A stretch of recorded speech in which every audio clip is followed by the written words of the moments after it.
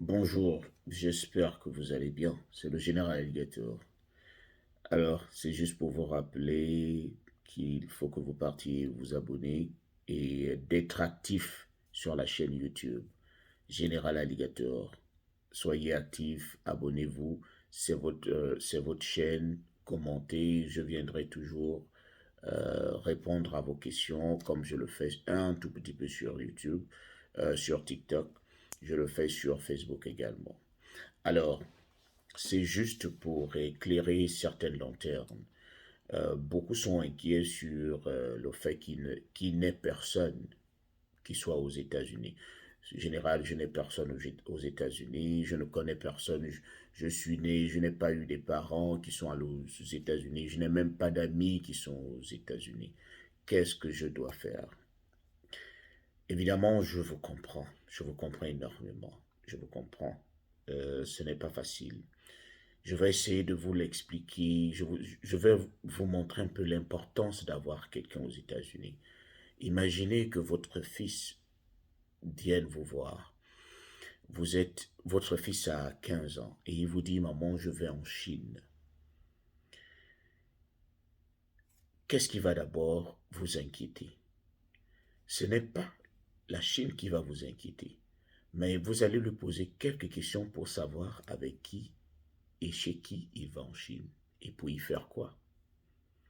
C'est le même souci avec les États-Unis. OK? C'est-à-dire, lorsque vous venez et que vous leur demandez ce visa qui est aussi important, ils vont se dire, bon, on veut bien vous donner le visa, mais vous irez chez qui? Vous irez chez qui? Lorsqu'on aura envie de vous envoyer quelques documents, on va utiliser quelle adresse? On va vous contacter comment? Vous n'êtes jamais parti aux États-Unis. C'est-à-dire, même pour aller chercher un numéro de téléphone, vous ne saurez pas parce que vous n'avez jamais été aux États-Unis. Comment vous allez savoir? Alors que lorsque vous avez quelqu'un que vous connaissez, même si c'est l'ami de l'ami de l'ami de votre ami, on cherche seulement le lien, on va vous demander qui il est pour vous. C'est l'ami de mon ami, c'est l'ami de mon cousin. On a grandi ensemble. C'est le seul moment où il faut être humble. C'est aussi une manière pour vous de comprendre que ceux qui sont aux États-Unis et que vous êtes encore en Afrique ne sont pas vos ennemis. Parce que beaucoup, lorsque vous êtes en Afrique, vous arrêtez d'écrire. Vous ne parlez plus à ceux qui sont en Europe ou aux États-Unis parce que vous vous dites, de toute façon, on ne fait plus partie du même monde. Ou ils se la poussent trop. C'est là où on cherche les contacts.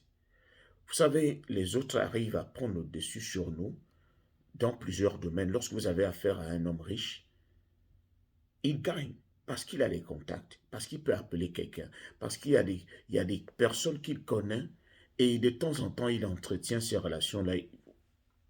Pour entretenir une relation, ça ne coûte rien. Un petit bonjour, parce qu'un beau jour, tu viendras lui demander un petit service, tu ne sais jamais. On ne sait jamais. Donc, moi, je conseille toujours aux gens de passer par des associations. Si tu es Gabonais, il y a forcément des associations de Gabonais aux États-Unis, par exemple à New York, à Washington, en Floride. Il y a des associations. Vous pouvez peut-être les chercher sur Facebook. Beaucoup vont me dire, ah, vous connaissez un peu les Africains, ils n'aiment pas aider les autres. Mais il faut aussi, vous ne pouvez pas déjà partir avec une idée négative lorsque vous allez demander un service à quelqu'un. Et il ne faut pas négliger que les gens décident de, de vous aider, de vous abriter, de vous héberger, ils prennent aussi des risques. Parce que le gouvernement sait très bien que vous êtes à leur charge. Au cas où les choses ne se passeraient pas bien, ils vont ils vont assumer les conséquences. Donc, ce n'est pas chose aisée. Il faut essayer de comprendre les autres. Il faut essayer de chercher à leur parler autrement. Certains proposent même souvent de l'argent pour dire, je pourrais participer à la popote de la maison.